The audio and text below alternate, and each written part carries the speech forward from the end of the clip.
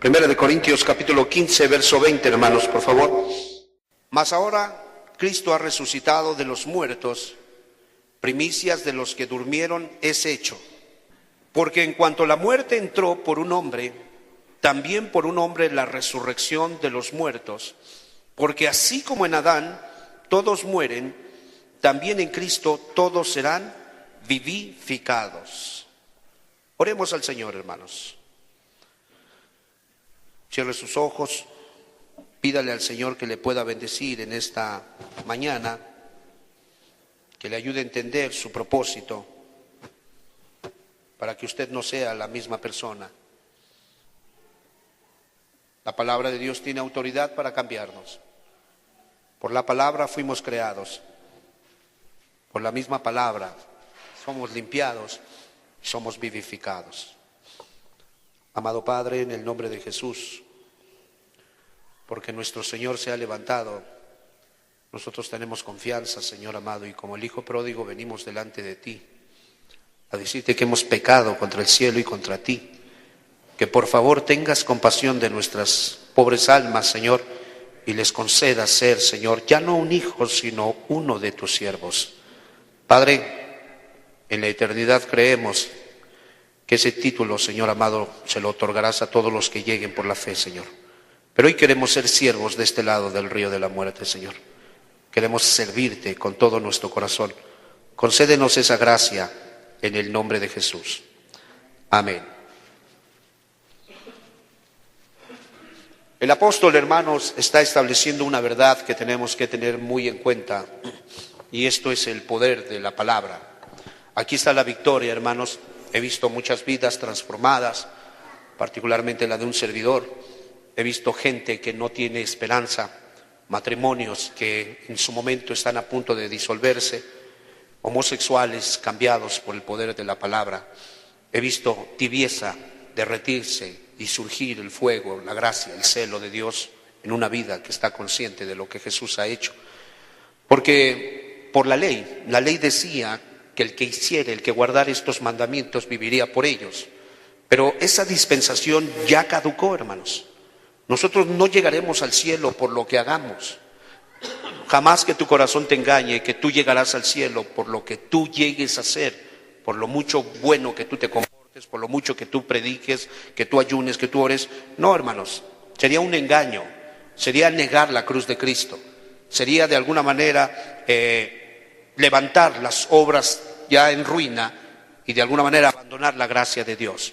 No, hermanos, el apóstol está estableciendo una verdad tocante a la resurrección de los muertos.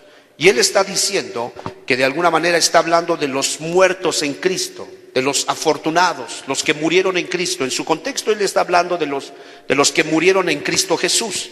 Las Escrituras nos dejan ver que va a haber dos resurrecciones, hermanos, pero no está hablando de alguna manera de las dos, sino está hablando de una muy particular, de la cual todos aquellos creyentes que aman al Señor, que se han consagrado al Señor, que confían en el Señor, que tienen toda su esperanza, escúcheme, toda su esperanza en el Señor, ellos tendrán parte en la primera resurrección.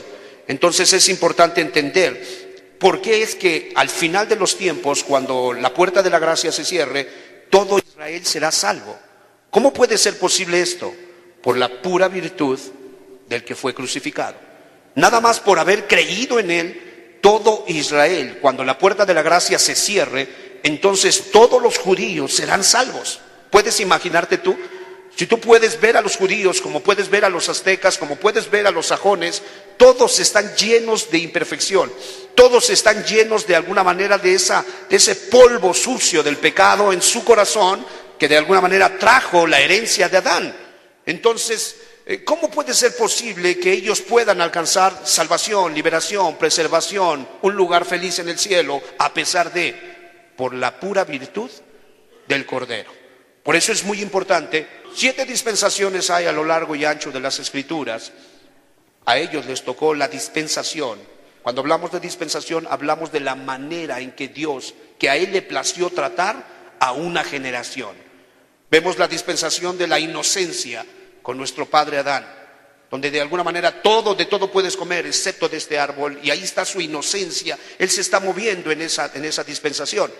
Pero vemos nosotros la dispensación, la manera en que Él decide tratar al pueblo judío, y a ellos les da 10 mandamientos, en este caso la ley moral, y muchos otros, decenas de mandamientos ceremoniales, los cuales Él les pide, guárdenlos.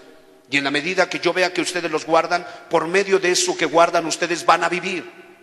Pero cuando viene Cristo Jesús, eso caduca y ya no es más así.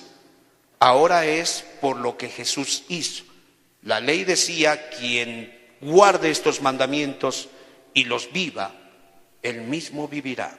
La gracia es muy diferente. La gracia dice, por lo que hizo Jesús, quien cree en Él, vivirá. Es muy diferente la gracia. Por eso estamos en un momento muy crucial para nuestras almas, donde ninguno de ustedes tiene permitido ir al infierno. No tienen por qué ir al infierno, porque ya uno sufrió, porque su hermano mayor ya fue castigado, porque su hermano mayor ya fue lacerado. No tiene por qué sufrir los terrores del infierno, en la horrible sed que hay en ese horrible y espantoso lugar, porque Jesús dijo, tengo sed, y a Él no se le dio a beber excepto vinagre, fue lo que se le dio para que se amargara. No hay por qué azotar sus espaldas de alguna manera de traición, que representan, tipifican la traición que hemos cometido hacia el Rey de Reyes, porque Él fue azotado de alguna manera 40 latigazos menos uno en su espalda. No hay por qué de alguna manera ir a sufrir por todo lo que nuestros actos de alguna manera han generado, porque sus brazos, sus manos hermosas fueron clavadas en la cruz del Calvario, sus pies mismos fueron atravesados, pudo contar todos sus huesos se descoyuntaron y fue abandonado cual huérfano que no tiene quien vea por él. Estamos en un tiempo muy diferente. Hermanos, yo les suplico por amor a Jesús, no tomen la gracia en vano. Cuando hablamos de gracia hablamos de un regalo que nadie merece. Los regalos se reciben, no se piden, ellos se reciben. Por eso es importante, cada vez que Jesús viene a tocar a tu puerta, recibe su regalo, la vida eterna. Entonces entendamos, el apóstol Pablo está hablando acerca de la resurrección de los muertos en Cristo. Y él está diciendo que todos aquellos de alguna manera que pusieron su confianza en Cristo Jesús serán salvos. Romanos capítulo 11, por favor. Capítulo 11, verso 16. ¿Cuántos damos gloria a Dios, hermanos? No es venir a perder el tiempo el hablar de la gracia del Señor. No es venir de alguna manera para inventar o ser adoctrinados con una enseñanza para poder aplacar a las masas y que no se levanten para rebelarse contra el gobierno. No, por cierto, esta doctrina no nos enseña a levantarnos contra el gobierno. Esta doctrina nos lleva a someternos a las autoridades, a respetarlas, a honrarlas, a orar por ellos. No tiene nada que ver con aplastar las masas. Dice, por favor, capítulo 11, verso 16, dice así: si las primicias son santas, también lo es la masa restante, y si la raíz es santa, también lo son las ramas.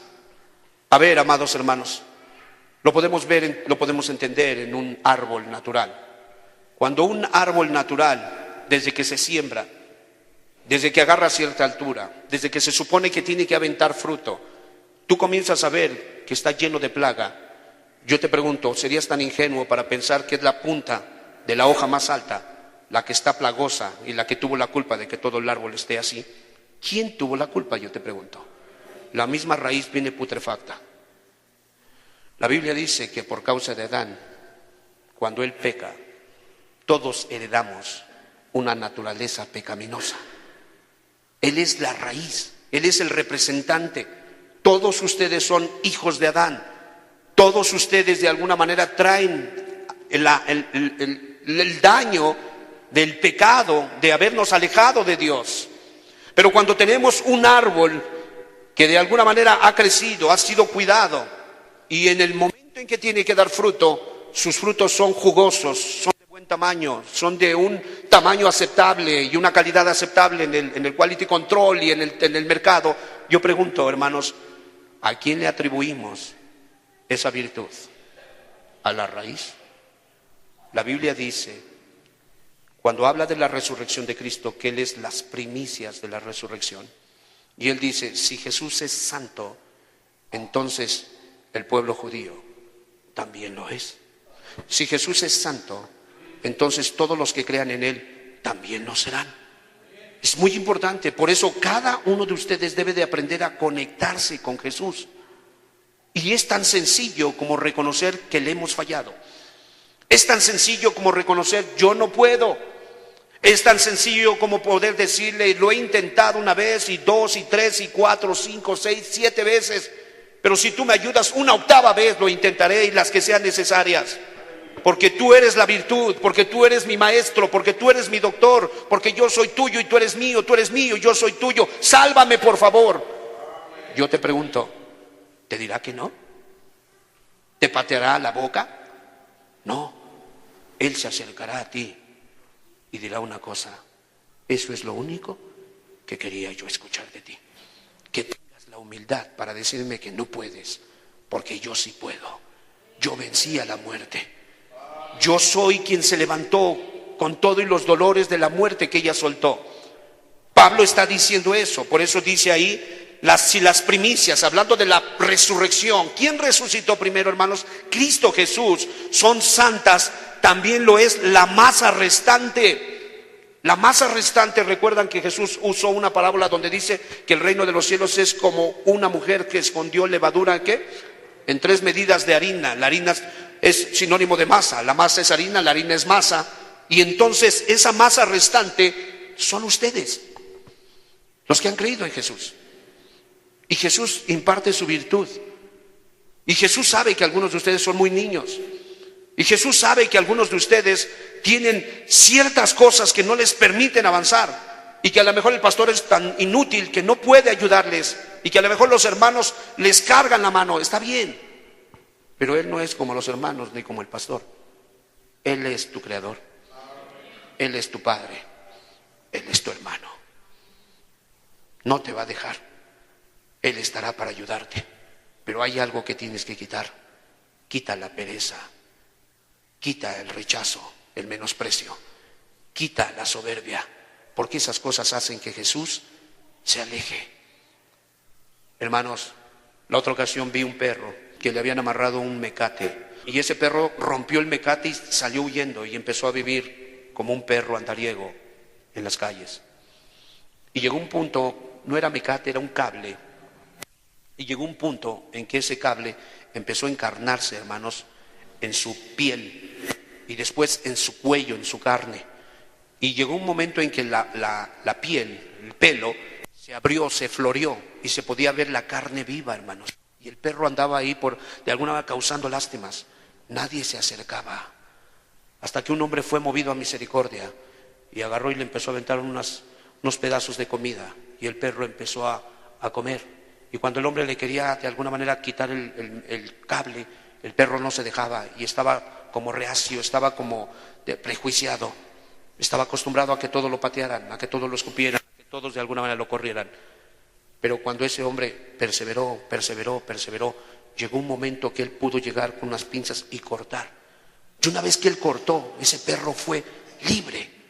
Tuvo la opción de ser sano. Hermano, pero imagínate que ese perro, cada vez que ese hombre quisiera ayudarle, le muerde. ¿Qué llegaría a ser ese hombre? A final de cuentas, pues de modo te quise ayudar, pero no te dejaste. Esto es algo similar, perdón por la comparación, no estoy hablando ni estoy diciendo que seamos perros, solo porque eso yo lo vi que sucedió. Entonces, si el perro se deja ayudar, el amo puede quitarle ese lazo, ese mecate, ese cable que le va a cortar la vida. Por eso dice Santiago que Dios resiste al soberbio. Y un soberbio es el que no se deja enseñar, el que no se deja guiar, el que siente que es sabio según él mismo. Pero solo basta que Aurelio voltee a ver su vida para que él pueda entender que no era sabio. Que si hubiese sido sabio, no hubiese fracasado como fracasó todo el tiempo que Jesús no estuvo en ella. Y quiero que entiendas contigo mismo, contigo es igual. Tú necesitas dejarte enseñar por el Señor. Las Escrituras me dicen que Él está hablando de todo el cuerpo de Cristo, que por fe está unido a Él. Escúcheme, por fe, hija, por fe, no es por obras, es por fe. Cuando sientas que no puedes, no puedo, pero yo sé que Él sí puede. No puedo, no entiendo, no comprendo, pero sé que Él me comprende. Pareciera que estoy solo, pero no estoy solo. Él dijo que va a estar conmigo todos los días de mi vida hasta el fin del mundo y yo le creo. Quizás se fue mamá, quizás se fue papá, quizás se fue el marido, quizás se fueron los hermanos, quizás el pastor ni siquiera me visita, pero Él está conmigo. ¿Sí me explico, hermanos? Entendamos, el cuerpo místico de Cristo está unido por fe. Y fe es la confianza en lo que Él dijo para obedecerle. Entonces es muy importante que entendamos, todos los que de alguna manera están unidos a Él, también están unidos a su resurrección. Él como cabeza se levantó. Y viéndolo en una manera práctica, cada vez que tú te acuestas sobre tu cama y te vas a levantar, hermano, la cabeza se levanta primero y enseguida va el pecho, la espalda, los hombros y todo lo demás. No puede dejarte. Él viene por segunda vez y te va a llevar. Pero es importante, por fe, únete a Él. Amén. Así es que Él no resucitó para sí mismo, hermanos. Resucitó como cabeza para resucitar también a los suyos y llevarlos con Él. Para que de alguna manera entendamos que su pueblo es parte de Él. Y como su pueblo es parte de Él y su pueblo succiona vida de Él, el pueblo se consagra. Dadme por favor la definición de consagración. Se aparta para Él. ¿Consagrar qué es? ¿Echarle toda la carne al asador? ¿Sería consagrar? ¿Ponerse las pilas? ¿Dedicarse a Él? Todo su pueblo tiene una característica. Se ha puesto las pilas. Está echando toda la carne al asador. Está de alguna manera dedicado en cuerpo y alma a Él. Ese es su pueblo. Yo no vengo a juzgar a nadie ni a evaluar tú sí, tú no, tú sí, tú no. No, hermanos. Tu testimonio mismo te deja ver y deja ver a los demás si tú estás consagrado a Dios. Es todo, nada más. Entonces tenemos que tener mucho cuidado, hermanos, para que entendamos que como Él es la cabeza, su cuerpo es digno de aceptación por lo que Él hizo. Nada más. Entiéndelo. En el libro de Deuteronomio 24:19 vemos que hay de alguna manera una instrucción. Hay un paralelismo, hermanos, entre Adán y Cristo, entre el primer Adán y el segundo Adán. La Biblia se refiere a Adán como el primer Adán y se refiere a Cristo como el segundo Adán. Y dice que de alguna manera, desde que el hombre nace y decide apartarse del Señor, Él mismo hizo que la muerte se enseñoreara de Él. Y como Él hizo que la muerte se enseñoreara de Él, Él mismo produce obras de muerte. Por eso la primera doctrina es el arrepentimiento de obras ¿qué? Muertas. Porque los seres humanos de alguna manera producen obras muertas. Dice ahí, cuando ciegues tu mies en tu campo y olvides alguna gavilla en el campo, no volverás para recogerla. Será para el extranjero, para el huérfano y para la viuda, para que te bendiga Jehová tu Dios en toda la obra de tus manos. Estuve investigando sobre lo que dice el Banco de Alimentos. Es una cruzada nacional en contra del hambre aquí en el país. Y él declara, en una encuesta que él hizo, dice lo siguiente: todos los días se desperdician en el país más de 30,000 toneladas de alimentos. Dice que están en buen estado. En las centrales de abastos de los diferentes estados, en tiendas de autoservicio, en restaurantes, en hoteles y en hogares muy marcados que de alguna manera no saben cómo planificar. Si contáramos todo lo que ellos tiran a la basura, da un total de 30,000 toneladas de alimento que se desperdicia. Yo te pregunto, el mandamiento es este: cuando ciegues tu mies en tu campo y olvides alguna gavilla en el campo, ¿no volverás para qué? Hay veces se nos suele perder un perro, se nos suele perder un billete, hay veces se nos suelen olvidar ciertas cosas y el hombre hace lo posible por encontrarlas. Y yo creo una cosa, hay veces Dios permite que se nos pierda dinero porque Él está pensando en otros que oraron para que Dios les diera de comer. ¿Sí me explico? Lo puedo ver en la central de abastos. En la central de abastos estuvimos yendo a traer aguacate, jitomate, y recuerdo muy bien que me estaban dando las cajas, yo las cargaba y las metía a la combi y se caían algunos aguacates. Y en su momento le iba a decir a mi pequeño, júntalos, y me vino este pasaje. Y cuando él estaba de alguna manera, cuando los iban a juntar, déjalos ahí. Pero es que se cayó y el chiquitito queriendo, déjalos ahí. Porque el jefe dice que no recoges ni espigues hasta lo más profundo tu mies, porque vienen otros con necesidad y ellos las van a recoger. ¿Sí me explicó? Entendemos una cosa, pero ¿por qué se pierden 30,000 toneladas de alimento? ¿Por qué?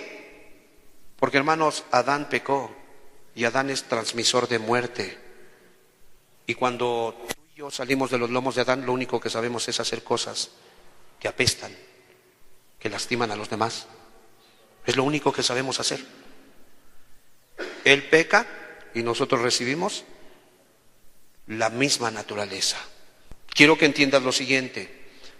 En Levítico 19:18 dice así: no te vengarás ni guardarás rencor a los hijos de tu pueblo, sino amarás a tu prójimo como a ti mismo.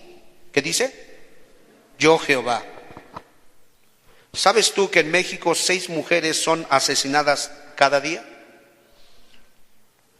Crímenes, asesinatos por venganza. Se nos dice que entre el 2007 y el 2012, 1909 mujeres fueron asesinadas. Y eso que no todas las familias reportan ese tipo de asesinatos por temor a las represalias. Se nos dice que en el Estado de México, de alguna manera, hay focos rojos, porque 1,767 mujeres fueron asesinadas entre el año 2005 y 2013. Y se nos dice también que de alguna manera 1,500 se extraviaron y no las volvieron a encontrar. Entre el 2015 y el 2017 sucedió esto.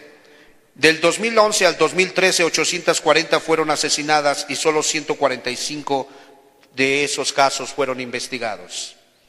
La ONU dice que México ocupa el 16º lugar en el mundo de mujeres asesinadas. Y tan solo en el 2010, 60 asesinatos de 100,000 personas de alguna manera fueron torturadas, fueron mutiladas, fueron arrojadas a lugares públicos como seres despreciables. El mandamiento dice que de alguna manera nosotros tenemos que tener cuidado, dice: no te vengarás ni guardarás rencor a los hijos de tu pueblo. Pero ¿por qué se dan estas cifras que encienden las alarmas rojas? ¿Por qué? Porque somos descendientes de Adán. Y es muy normal que Caín mate a Abel. Es muy normal que Judas traicione a Cristo. Es muy normal que el cobarde que te dijo que iba a estar contigo en las buenas y en las malas te abandone. Es muy normal. Es hijo de Adán. Pero hay esperanza. Quiero que entiendas, para que dejes de apostarle a cualquier institución gubernamental, para que dejes de pensar que si le tocas el traje al político, al pastor, al apóstol, al evangelista, que algo va a suceder. No, hermanos, estamos confinados a ser perdedores. Estamos de alguna manera afectados, que producimos puras obras de muerte. Puras obras de muerte. Por eso muchos de ustedes se tropiezan, porque empiezan a ver, hay veces, hipocresías en los que se supone que no deberían de ser hipócritas en la iglesia. Y es una realidad, es verdad. Pero ¿qué sucedió ahí? Dejaron de succionar vida del Cristo de gloria. Eso fue lo que sucedió. Y eso tiene que quedar bien establecido para que, a mí me tiene que quedar muy claro para que yo pueda decirle a mi niño: mi hijo, usted no ande viendo a los hermanos, porque los hermanos son imperfectos igual que usted y que yo. Usted tiene que succionar vida de Cristo. Usted no se justifique en sus pilladas para hacer lo que otros hacen. No, usted fue llamado para beber de Cristo, no para volver a destapar el foso, el pozo corrupto de Adán y seguir bebiendo de ahí. No podemos hacer eso. Entonces es muy importante que nosotros podamos entender que de alguna manera los hijos de Adán vienen a la muerte porque de alguna manera Adán es responsable de estas cosas. Yo entiendo que hay cierto problema con respecto a esta verdad, pero hermanos, no lo podemos negar. Dios es tan bueno y es tan justo que si un niño se muere, aunque tenga la naturaleza de Adán, el niño va al cielo, porque la Biblia dice que el reino de los cielos es de los tales. Y no se puede imputar pecados, porque los pecados son actos voluntarios. Y cuando un niño no tiene todavía la capacidad de distinguir entre lo bueno y lo malo, lo negro y lo blanco, Dios no le toma en cuenta esas cosas.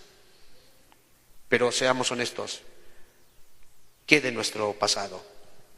¿Te acuerdas de tu primer pecado? ¿Te acuerdas de tu primer robo? ¿Tu primer mentira? ¿Tu primer rebelión y asesinato en tu corazón contra tus autoridades? ¿Te acuerdas? ¿No somos más propensos a pensar lo malo y a recordar lo que a hacer lo bueno? ¿No somos más propensos a justificarnos si vemos que uno llega tarde? Pues todos llegan tarde. ¿No somos más propensos a eso? Lo somos, hermanos. Entonces no se trata de disputar puntos personales de opinión. Se trata de reconocer en la vida real, hermanos, los animales están afectados, las plantas están afectadas. El mismo sol, ¿sabes tú las convulsiones que tiene en este caso nuestro planeta, nuestro astro solar? ¿Sabes qué convulsiones tiene? ¿Sabes qué problemas está viendo prácticamente en ese cuerpo celeste? Todo se afectó, hermanos. Y tenemos que entender, en el capítulo 3, verso 22, por favor, de Génesis, hemos estado participando de la misma naturaleza pecaminosa de Adán. Y es por eso que todos los que morimos en Adán. A partir de ahí, el hombre, capítulo 3, verso 22, se hizo pecaminoso. Y dijo Jehová Dios: he aquí el hombre es como uno de nosotros, sabiendo el bien y el mal. Ahora pues, que no alargue su mano y tome también del árbol de la vida y coma y viva. ¿Qué? ¿Y coma y viva para qué? Así es. Capítulo 5, verso 3, por favor, de ahí mismo de Génesis. Vemos entonces que la misma naturaleza pecaminosa se fue transmitida a Adán, y todos los que mueren en Adán mueren por causa del pecado. Dice ahí capítulo 5, verso 3, dice así: y vivió Adán 130 años y engendró un hijo. ¿Qué dice? A su semejanza, conforme a su imagen, y llamó su nombre Set. Entonces, hermanos amados, esa es la realidad. La religión no te va a poder ayudar. Los hermanos no te podrán ayudar. Terapias, no manejes, no comas, báñate con agua fría, tómate esto, tómate aquello, no te va a poder ayudar. Lo único que nosotros vemos en las Escrituras, hay una salida, una solución. Y tenemos que entender que todos los que de alguna manera ponen su confianza en Cristo, ellos serán vivificados. Entiéndelo. Así como en el caso de Adán, que peca y su naturaleza pecaminosa se la transmite a su descendencia, así mismo con Cristo, Él se levanta de los muertos, Él resucita, Él cumple los mandamientos de su Dios, y ahora todos los que de alguna manera ponen su confianza en Él reciben también la misma bendición, así como en Adán recibíamos todos la misma maldición. ¿Se me explico, hermanos? Esta es la buena noticia. No tienes por qué ir al infierno. El cielo es un lugar donde ya tu departamento está apartado. Ya está creado. Tú que buscas que tus hijas, que tus hijos sean felices, el cielo es el único lugar donde existe la felicidad. Aquí abajo solamente son puros espejismos. No hay tal felicidad. Entonces tenemos que entender, por la virtud de Cristo, la resurrección, el avivamiento, ¿sí?, le pertenece a Cristo. A Él le pertenece. Como la muerte le pertenece a Adán, el avivamiento, la vida eterna le pertenece a Cristo. Y es muy importante, Adán peca y arruina a su descendencia. Cristo obedece y bendice a la suya. Son dos verdades que encontramos en las Escrituras. Juan capítulo 6, verso 28, por favor. Dice así: entonces le dijeron: ¿qué debemos hacer para poner en práctica las obras de Dios? Aquí vemos un grupo de personas que ven a Jesús obrar. Fueron privilegiados porque estuvieron en la generación de aquellos que vieron al Hijo de Dios caminar por esta tierra polvorienta. Y ellos tienen esa necesidad, como la tengo yo y como la tienes tú, de poder ser salvos, de poder tener la seguridad, la certeza de qué va a pasar cuando abandonen este cuerpo de muerte. Y ellos se acercan a Jesús y le dicen: ¿qué debemos de hacer? El hombre está acostumbrado a hacer. El hombre siempre quiere hacer. El hombre cree en su corazón que si él hace algo, él merece entonces una recompensa. Hermano, Jesús los estaciona y les hace ver una verdad. Fíjate nada más, capítulo 6, verso 28, volvamos a leerlo. Entonces le dijeron, ¿qué debemos hacer para poner en práctica las obras de Dios? Verso 29, respondió Jesús y les dijo, esta es la obra de Dios. ¿Preguntan por la obra de Dios? ¿Quieren hacer la obra de Dios? Esto es lo que tienen que hacer juntos, que creáis en el que Él ha enviado. ¿Qué tenemos que hacer? ¿Qué sacrificio? ¿Qué manda? ¿Qué tortura? ¿Qué demanda? ¿Cuánto dinero? ¿Qué hay que pagar? ¿Cuántos Padres Nuestros? ¿Cuántos Aves María? ¿Cuántos de rodillas hasta la basílica? ¿Qué tenemos que hacer? Nada. ¿Ah, quieren hacer? Sí, queremos hacer. Crean, es todo lo que tienen que hacer. Solo crean en el que Él ha enviado. Es todo lo que tienen que hacer. Pero hermanos, es muy agresivo. Pero hermanos, es muy ofensivo. Es solo creer, solo creer. Es todo lo que tenemos que hacer, es todo lo que tienes que hacer. Yo les quiero preguntar, ¿qué hizo el ladrón de la cruz del Calvario? Creyó. Señor, acuérdate de mí cuando vengas en tu gloria. ¿Qué le dijo el Señor? Hoy mismo estarás conmigo en el paraíso. ¿Dónde crees que está? Ok, si tú mueres hoy y le crees, ¿a dónde crees que irás? Pero Señor, yo me he masturbado, yo he robado, yo he asesinado, yo le he pegado a mi padre, yo he hecho esto y esto y esto y esto. Sí, por tus puras obras tú mereces ir al infierno al igual que yo. Tanto el que dice que no se ha embriagado ni ha matado a nadie como el que ha matado a 1000, ambos merecen ir al infierno, porque el cielo es un lugar nuevo. Y ustedes y yo hemos arruinado este traje desde que salimos de los lomos de nuestro padre Adán. Traemos el sello de la muerte. ¿No lo crees? Observa tus patas de gallo que se te pintan en los ojos. Observa las canas que te están saliendo. ¿Por qué crees que te estás encorvando? ¿Por qué crees que tu carne es flácida? ¿Por qué crees que ya de alguna manera se ha manchado con barros tu cara, joven? Ya no es la piel donde podía patinar una pulga si anduviera por ahí. No, ya no es esa piel. Ahora parece el cráter de la luna. O sea, parece que de alguna manera está completamente lleno de zanjas, lleno de rugosidad. Te estás avejentando. ¿Sabes por qué? Porque traes el sello de la muerte en tu vida. Y tú y yo, mejor que nadie, sabemos, este cuerpo va a ir al polvo. Porque así lo declaró el Señor. Polvo eres y al polvo volverás. Amén. Te conviene, si quieres hacer las obras de Dios, creer en Él. Es todo lo que tienes que hacer. ¿Cuántos quieren creer en Él? ¿Quién está dispuesto a creer en Él? No necesitamos hablar más. Ya que Él está presente, queremos hablar con Él. Póngase sobre sus rodillas, terminamos. Quiero invitarle a usted, que dijo que quiere creer en Él, que se ponga sobre sus rodillas.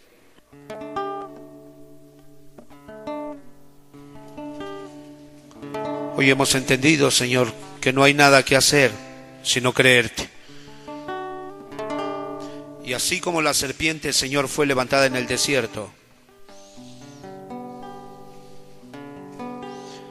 asimismo, todos los que la observaban, si habían sido mordidos por las serpientes. Qué casualidad, hermanos, que en el desierto eran serpientes las que mordían al pueblo judío que iba por camino a la tierra prometida. Hermanos, ¿no es este mundo un desierto?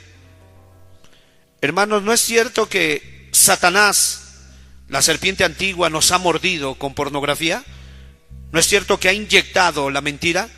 ¿No es cierto que ha inyectado la hipocresía? Ha inyectado tantas y tantas formas de desobedecer a Dios en nosotros. No tienes nada que hacer excepto cree en Él. Él murió en la cruz del Calvario. Creo, aunque todo se oponga a mi ser.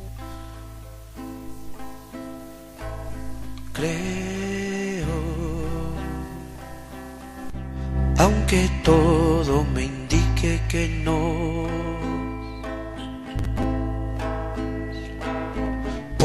Porque he basado mi fe en un Dios inmutable, en un Dios que no cambia, en un Dios que es amor. Porque he basado mi fe en un Dios inmutable, en un Dios que no cambia, en un Dios que es amor. Él sabe que nuestro padre Adán le falló. Y entiendo que hay muchos teólogos que se meten a estudiar y hay veces creen o quieren hacernos creer que saben más que Dios. Pero no puedo explicar pasajes en las Escrituras donde veo un ladrón que nunca buscó a Dios, que siempre quizás estuvo de desobediente, deshonrando a sus padres, que siempre estuvo rompiendo las leyes establecidas y que justo era que se fuera al mismo infierno, no solo las mazmorras, no solo ser crucificado, sino en lo más profundo del infierno. Y no puedo entender ni explicar con teología, solo puedo entender una cosa: es por gracia. Y al final reconoce que está mal. Al final él dice: estoy mal, lo que a mí me está pasando es justo, porque mis obras son malas y he hecho mal, justo es que yo pague. Pero Cristo, ¿qué culpa tuvo al morir por mí? Y él le dice en fe: Señor, acuérdate de mí. Ni siquiera le exige, él le dice: acuérdate de mí. Que hoy tú le puedas decir lo mismo: acuérdate de mí. Ya no aguanto esta vida. Estoy a punto de perder mi matrimonio. Estoy a punto de despedazar a mis hijos. Acuérdate de mí.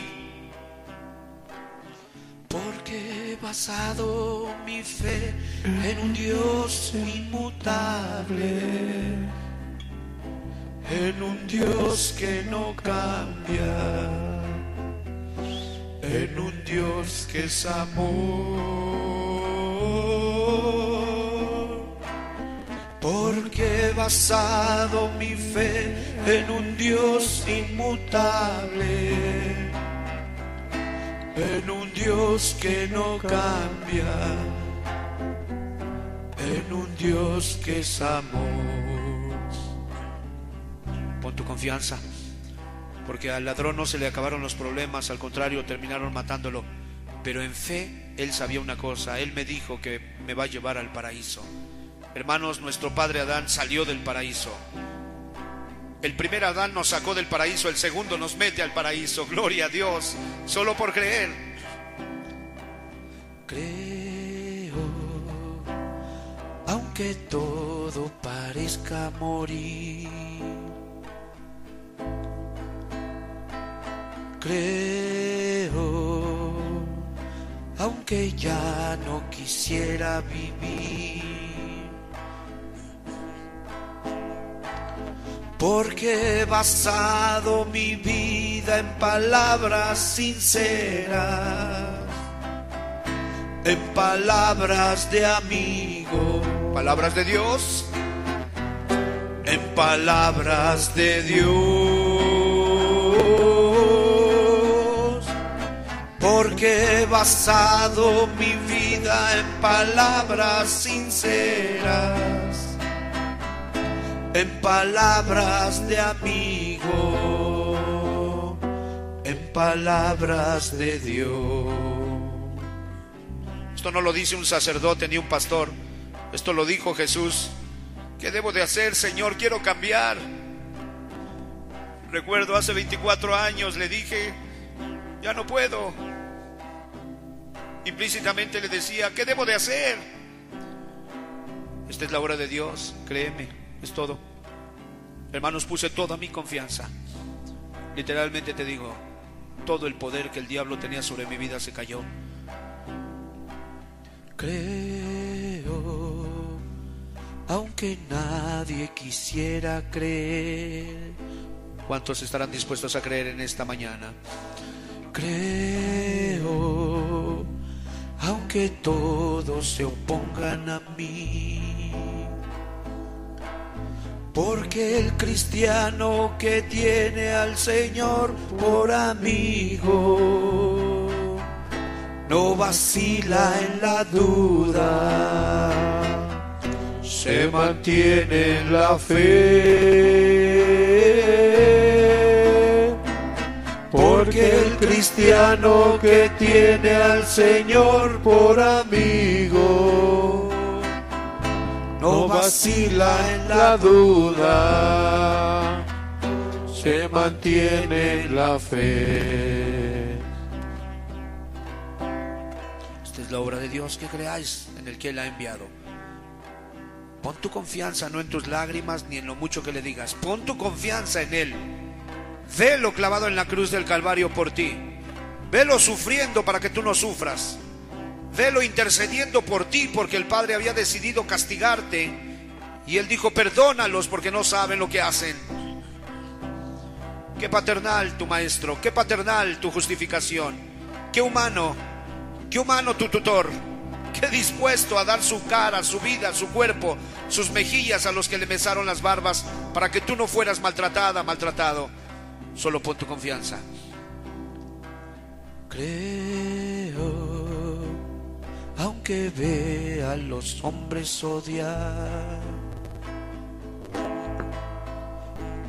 Creo, aunque vea a los niños llorar.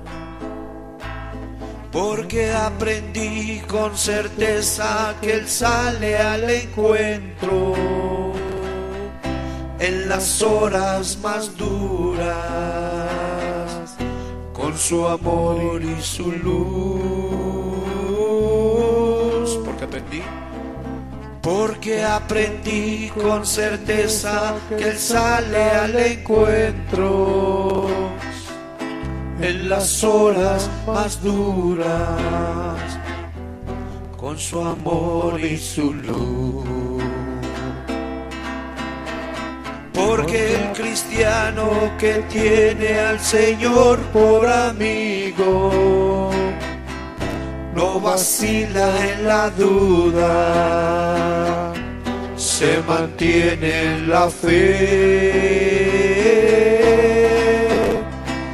Porque el cristiano que tiene al Señor por amigo, no vacila en la duda, se mantiene en la fe.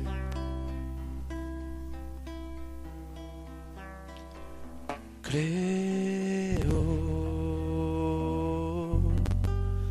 oh bendito Señor. Amén. Poner tu confianza es creerle que Él te escuchó. Poner tu confianza es creerle que Él te perdona. Él te perdona porque así lo dice su palabra. No porque lo diga un hombre. Los hombres son inmortales y se equivocan. Pero la palabra dice que al que pone su confianza en Él, dice: mas a todos los que le recibieron, a los que creen en su nombre, Él les dio autoridad de ser hechos hijos de Dios. Ahora eres un hijo. Ahora eres una hija. Ya no estás más huérfano. Él va a estar contigo. Y en breve te va a bautizar con su Espíritu Santo. Estate atenta, estate muy atento para que entiendas que es por gracia. Y cuando llegues al cielo, te derrames en adoración y le digas: fue por ti, fuiste tú. Yo merecía estar en el infierno, pero fue por lo que tú hiciste que yo fui vivificada. Que yo fui vivificado. Hermanos, no es que no te van a venir deseos. A mis 24 años de caminar con el Señor sigo teniendo malos deseos, vienen tentaciones. No es que mi corazón esté generando, es que vienen tentaciones a apelar a mi antigua naturaleza, pero también la gracia está ahí para sujetar toda antigua naturaleza. La clave es: solo dedícate a tener comunión con Él. Solo dedícate a contabilizar cuántos beneficios Él te hace en el transcurso de cada día de tu vida. Y dale gracias. Dedícate a hacerle el bien al prójimo. Dedícate a aprender cómo le puedes hacer el bien al prójimo y cómo puedes tener contento a Dios a través del estudio de su palabra. Congrégate para que a través de este tipo de reuniones el Espíritu esté derramando lo que tú necesitas para ese día. Acuérdate del ayuno, porque en el ayuno de alguna manera el Señor puede ver nuestra humillación.